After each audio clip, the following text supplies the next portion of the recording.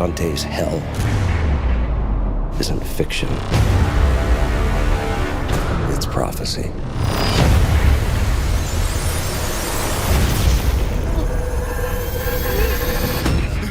Your character comes back, but he's with this amnesia problem. How do you approach now to this character that used to be like a know-it-all guy with this now very vulnerable? You know, I think it's probably the most attractive element to this third movie in the Robert Langdon series. That he starts off bloodied with needles sticking in him. He's been beaten up. He's in a hospital. He has no idea why he's there, how he ended up there, or even what city he's in. It gives the Robert Langdon character a starting point that is a blank slate, an empty canvas, and the audience fills in the blanks at the same exact time that Robert Langdon himself does.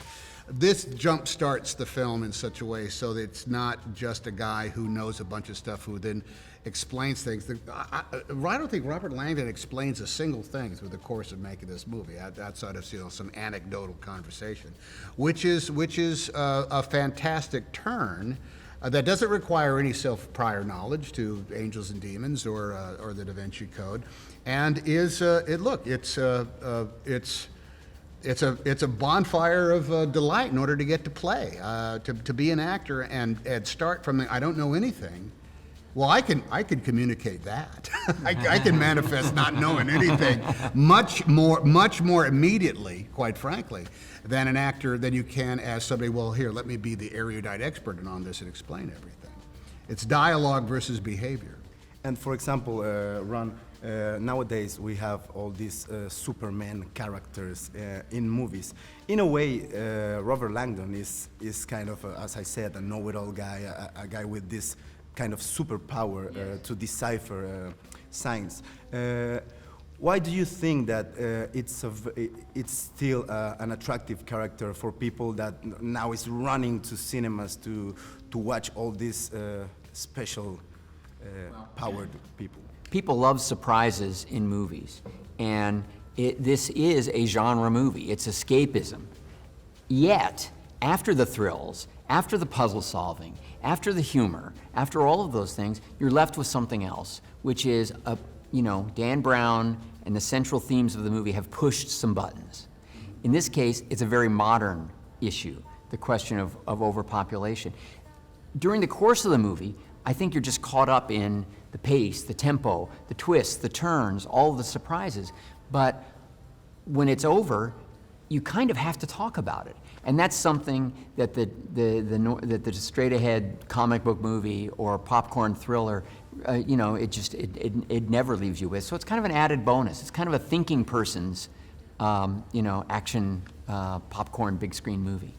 You've stated that this film, as you said, is a very interactive film. Do you think that is that something that you feel that audiences are still looking for to be part of the movies? Well, the book was another big giant bestseller, so that's a good indication.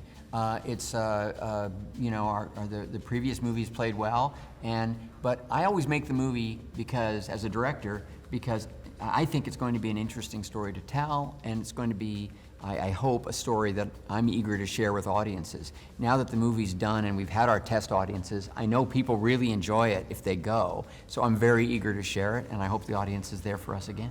Your favorite aspect of Robert Langdon?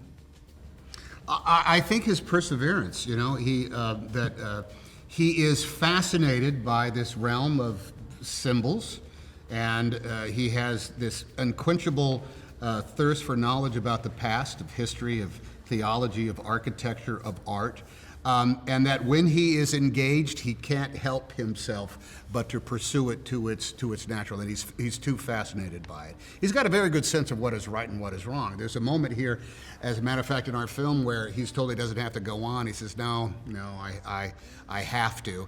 And the truth is, he does have to, in order to quench the thirst that he has inside his own brain. Human beings are like that. They get involved in things that they can't help but pursue. And when it is something that you can recognize as a part of yourself, even though it's got nothing to do with you, I think that's the reason I go to the movies, is to see some reflection of myself up there. And somebody with passion, someone with desire, somebody with an emotional investment in something that is beyond winning the day or stopping the bomb from blowing up or something like that. That's what the cinema is all about. Well, thank you very much. Thank you. Pleasure. And,